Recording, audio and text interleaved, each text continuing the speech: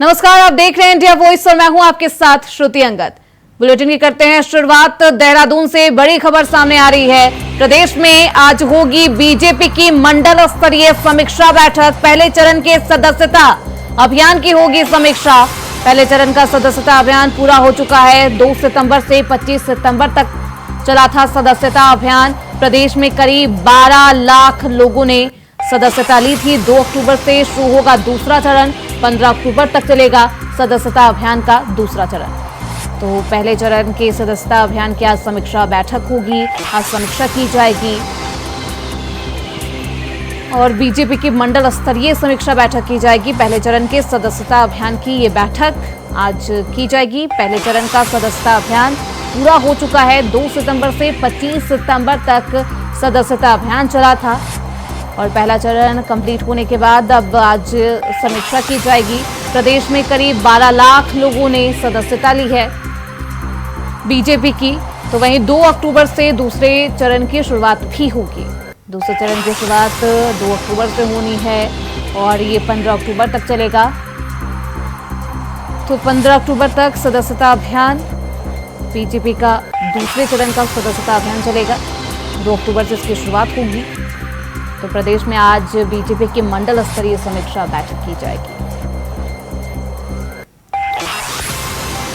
तो बीजेपी की मंडल स्तरीय समीक्षा बैठक है आज। पहले चरण के सदस्यता अभियान को लेकर यह समीक्षा बैठक बुलाई गई है और पहले चरण का सदस्यता अभियान पूरा हो चुका है। 2 सितंबर से 25 सितंबर तक ये चला था और आज समीक्षा की जाएगी। इसको लेकर 12 लाख लोगों ने बीजेपी की सदस्यता ली है। तो 2 सितंबर से 25 सितंबर तक सदस्यता अभियान चला था। पहले चरण की आज समीक्षा होनी है।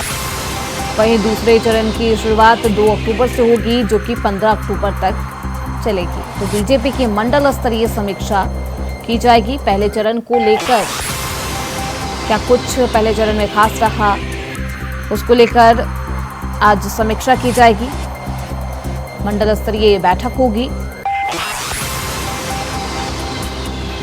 तो प्रदेश में करीब 12 लाख लोगों ने बीजेपी की सदस्यता ली है। तो इस खबर पर ज्यादा जानकारी के साथ हमारे सहयोगी अभय कैंतुरा हमारे साथ जुड़ चुके हैं। सीधे रुख करते हैं उनकी तरफ। अभय, आज प्रदेश में बीजेपी की मंडल स्तरीय समीक्षा बैठक होगी, क्या कुछ जानकारी?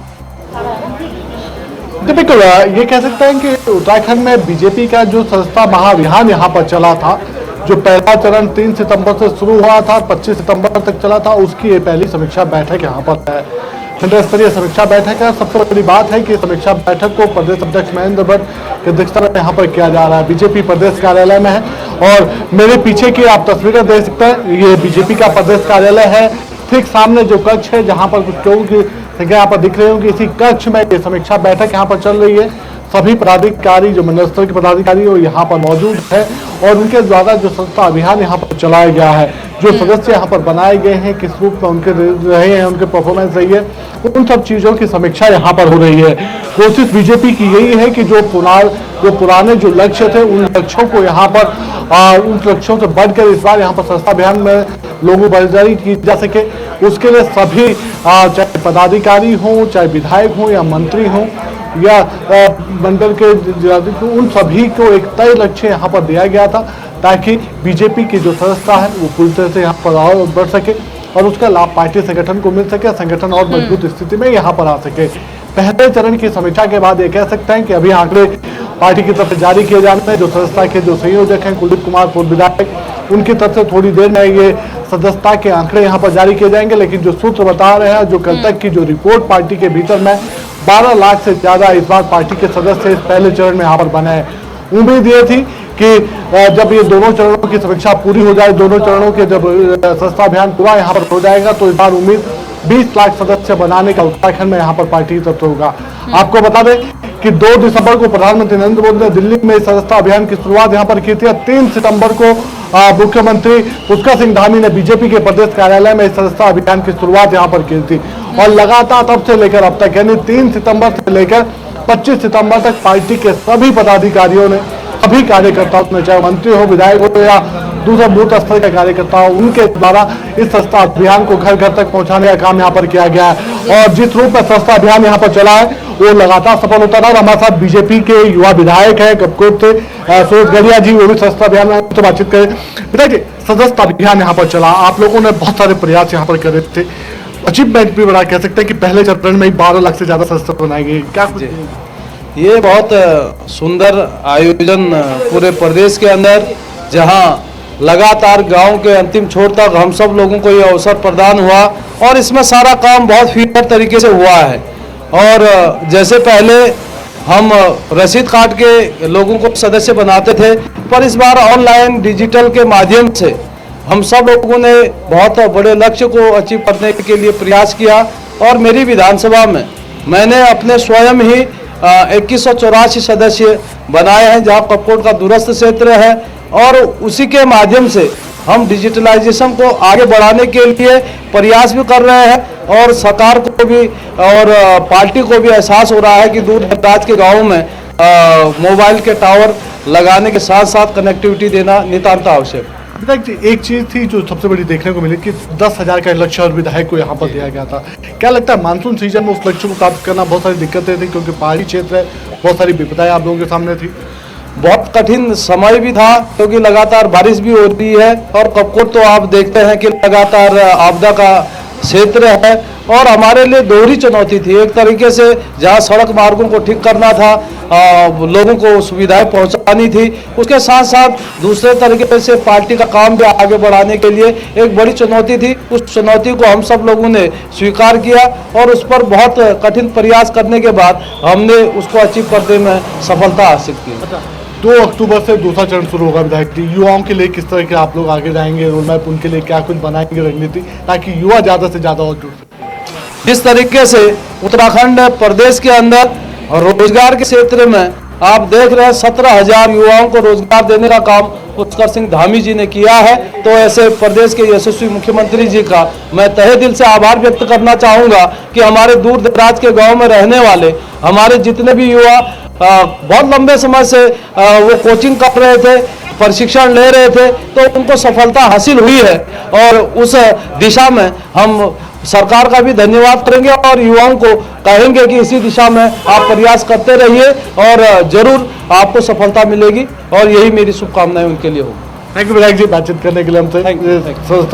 लगातार संस्था अभियान की यहाँ पर बातचीत हो रही है और हमारे साथ बीजेपी के वरिष्ठ नेता हैं जो पूर्व में कांग्रेस में भी रहे हैं, लेकिन ये कह सकते हैं कि संगठन की अच्छी जानकारी उनको यहाँ पर है। जोशिक बिष्ट जी हमारे साथ हैं, उनसे बातचीत करते हैं। सर, बीजेपी के संस्था अभियान चल रहा है, आप लोगों के लिए नया है, क्योंकि आप लोग इस बार जब शामिल हुए थे तो नया संगठन, नई चुनौतियां, किस रूप में देखते हैं? आप लोग भी मेंबर बना रहे होंगे। नहीं, देखिए, भारतीय जनता पार्टी में जो काम करने का तरीका है वो अपने आप में परफेक्टनेस के साथ है। और जिस तरह से संगठन के, चाहे वो सदस्यता अभियान का काम हो, चाहे वो चुनाव प्रचार का काम हो, चाहे पार्टी के दूसरे कार्यक्रम हो, एक जिम्मेदारी के साथ लोगों को काम बांटकर सब लोगों का उसमें इन्वॉल्वमेंट बना करके, ऐसे ही इस समय सदस्यता अभियान जो भारतीय जनता पार्टी का, उसमें जो आज सूचना प्रौद्योगिकी है, उसकी जो आधुनिक तकनीक है, उसका उपयोग करते हुए जहां जहां नेटवर्क है वहां हम लोगों को मोबाइल के माध्यम से मेंबर बना रहे हैं। और जहां पर वो सुविधा उपलब्ध नहीं होगी वहां हार्ड कॉपी से मेंबर बनाएंगे। जो पहला चरण था 25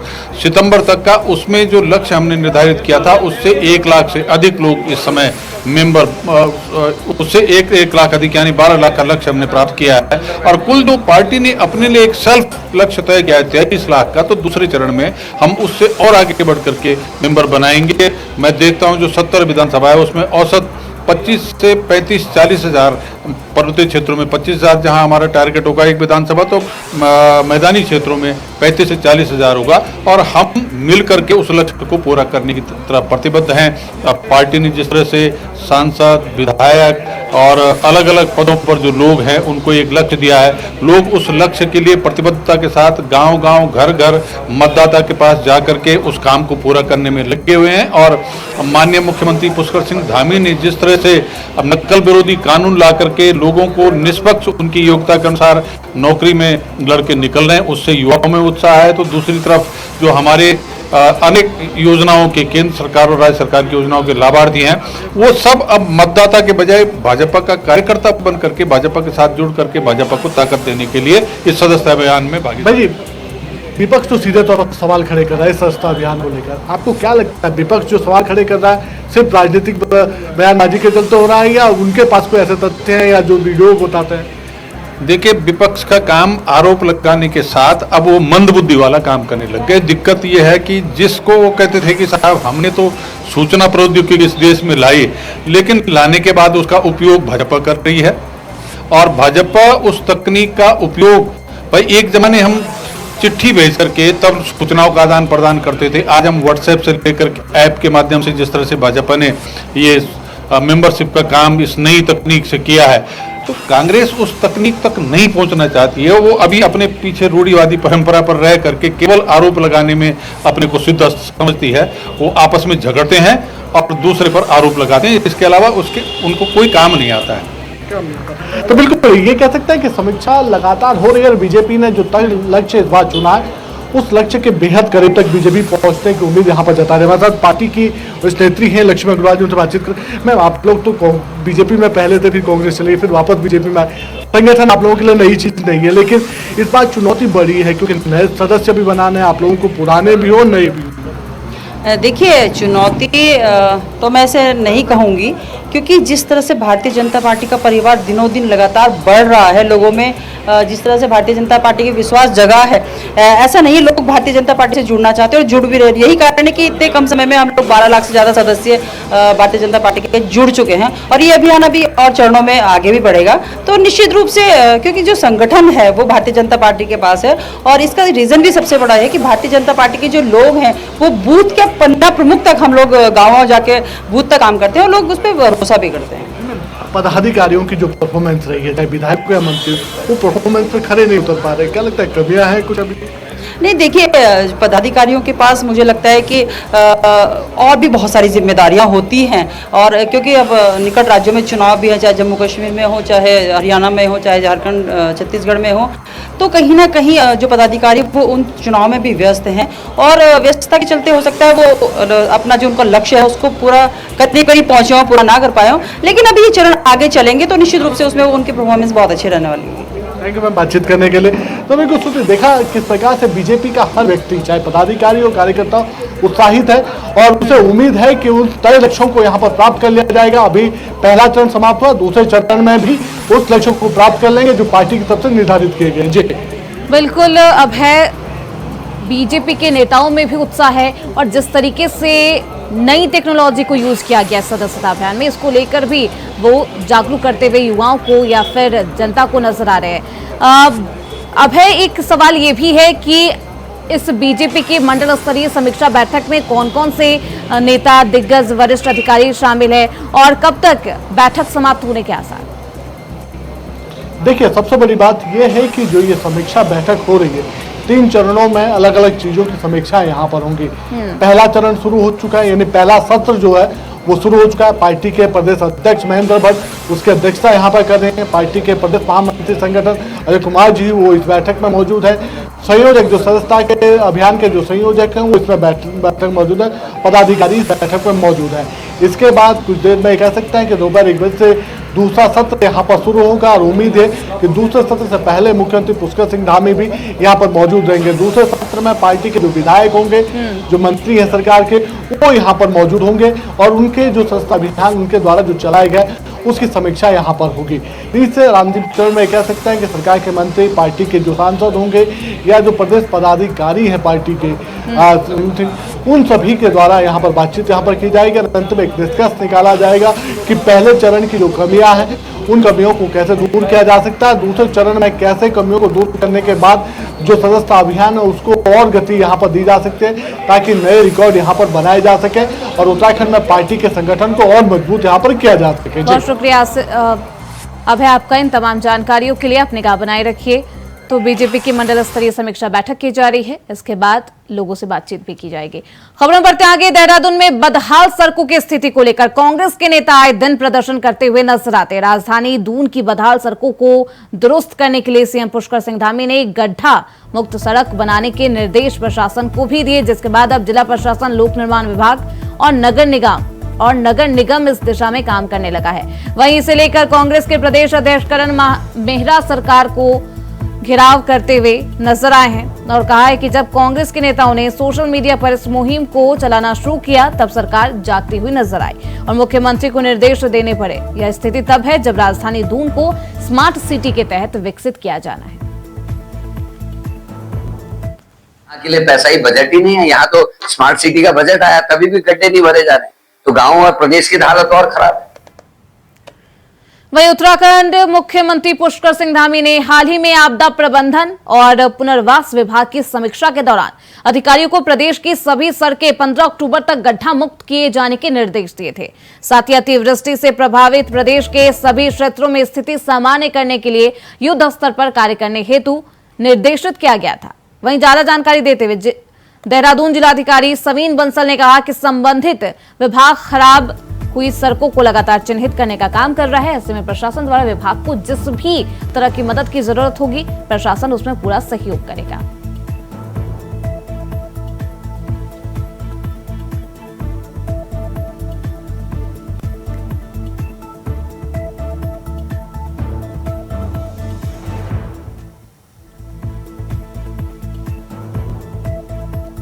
तो 15 अक्टूबर तक गड्ढा मुक्त सड़कें बनाने के निर्देश दिए गए हैं। डिपार्टमेंट्स ने ऑलरेडी मैप किए हुए हैं ऐसे रोड्स और पैचेस। आज भी डिपार्टमेंट के जरिए और हमारे लोकल मजिस्ट्रेट से उनके जरिए संयुक्त एक रिकॉग्निशंस भी किया गया है। सो इसमें डिपार्टमेंट को जो भी सपोर्ट होगा वो एडमिनिस्ट्रेशन द्वारा प्रदत्त किया जाएगा। वहीं देहरादून से बड़ी खबर सामने आ रही है। उत्तराखंड में मलिन बस्तियों का होगा सर्वे, आबादी, सुविधाओं और स्वास्थ्य की मिलेगी जानकारी। 13 साल बाद मलिन बस्तियों का हो रहा है सर्वे। इससे पहले 2011 में आखिरी सर्वे हुआ था।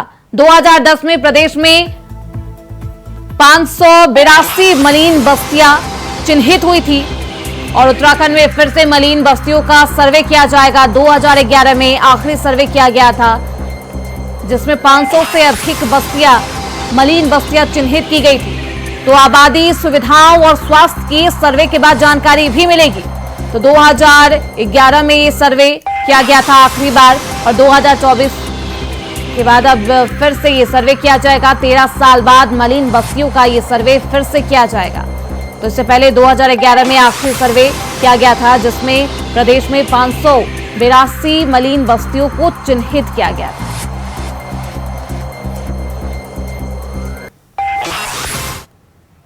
वही खबर उधम सिंह नगर से है, जहां बाजपुर कोतवाली क्षेत्र के सुल्तानपुर पट्टी में एक नशेड़ी पिता ने लोहे की रॉड से अपने 12 साल के बेटे के ऊपर ताबड़तोड़ प्रहार कर मौत के घाट उतार दिया।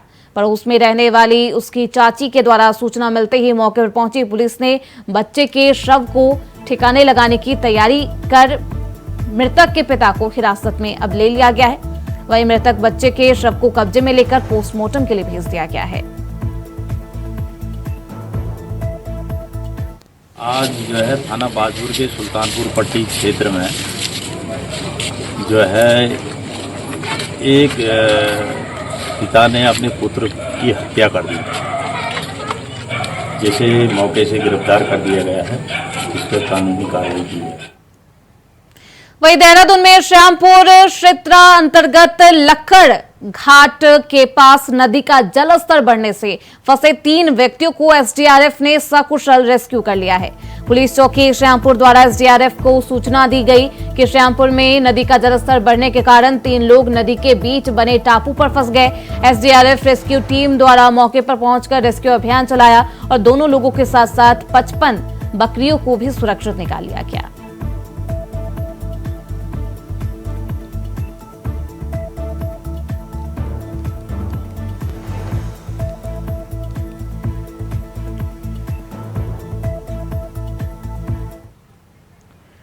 वहीं हरिद्वार पुलिस और दो बदमाशों के बीच मुठभेड़ में दो बदमाश गोली लगने से घायल हो गए, जिन्हें अस्पताल भर्ती कराया गया है। जानकारी के मुताबिक सिडकुल दहाना क्षेत्र की एक नामी फैक्ट्री के बाहर बदमाशों ने ताबड़तोड़ गोलियां चलाते हुए 5 लोगों को घायल कर दिया था, जिसके चलते पुलिस महकमे में हड़कंप मच गया था। वहीं सूचना मिलते ही पुलिस के जिलाधिकारी और आला अधिकारी भी मौके पर पहुंचे और घटना स्थल का जायजा लिया। वहीं पुलिस द्वारा चेकिंग के दौरान दोनों बदमाशों को पकड़ लिया गया है। दोनों बदमाशों को पकड़ने के चलते पुलिस और बदमाशों के बीच मुठभेड़ भी हो गई, जिसमें 2 बदमाश घायल हो गए।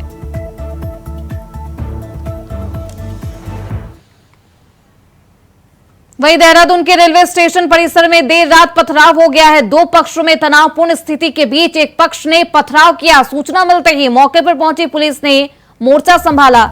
प्रेम प्रसंग के मामले को लेकर 2 पक्ष आमने सामने आए थे। यूपी के बदायूं के युवक और युवती दून घूमने आए थे, जिसके बाद संदिग्ध समझने पर पथराव और तोड़फोड़ होने लगा, जिसके बाद स्थिति का जायजा लेने के लिए खुद एसएसपी अजय सिंह और एसपी सिटी और एसपी देहात पहुंचे। पथराव में घायल लोगों को इलाज के लिए पहुंचाया गया है। एसएसपी अजय सिंह ने कहा कि सांप्रदायिक सौहार्द बिगाड़ने वालों पर कानून का शिकंजा कसा जाएगा और किसी भी कीमत पर शहर का माहौल बिगाड़ने या फिर बिगड़ने नहीं दिया जाएगा। देहरादून रेलवे स्टेशन पे आज एक प्रकरण प्रकाश में आया, जिसमें एक नाबालिग बच्ची और एक युवक जो है हॉट टॉक करते बात करते हुए दिखाई दिए, जिस पर जो ग्राउंड पर जो पुलिस टीम थी वहां पर आरपीएफ की और जीआरपी की, उनके द्वारा संदिग्धता देखते हुए उनको पूछताछ के लिए लाया गया।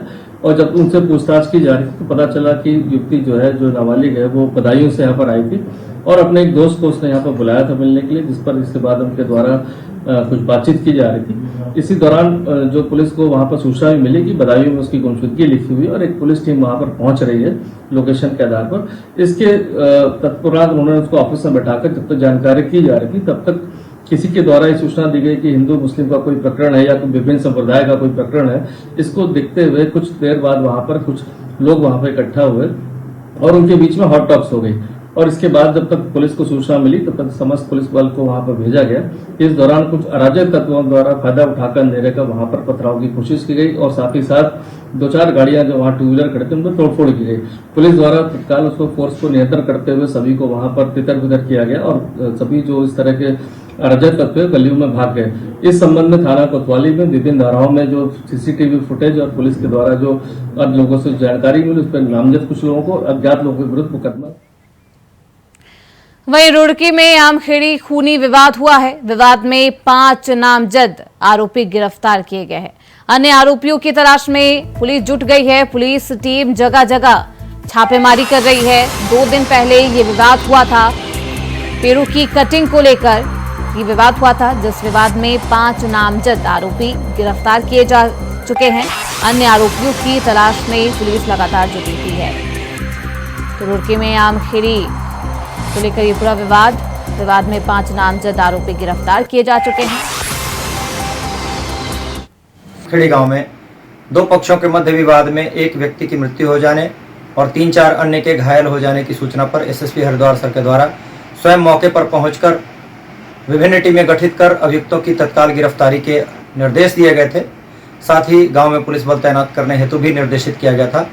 इसी क्रम में कोतवाली मंगलौर की पुलिस के द्वारा विभिन्न टीमें गठित कर उक्त घटनाक्रम के अनावरण करते हुए 5 अभियुक्तों को गिरफ्तार किया गया है और उनकी निशानदेही पर घटना में प्रयुक्त आलाए कत्ल व अन्य हथियार बरामद किए गए हैं। सभी अभियुक्तों का चालान माननीय न्यायालय किया गया है। मौके पर गांव में पुलिस बल तैनात की गई है। शांति व्यवस्था की स्थिति सामान्य है, फिर भी एहतियातन सतर्क दृष्टि रखी जा रही है। इसी के साथ देवभूमि समाचार में बस इतना ही। देखते रहिए इंडिया वॉइस।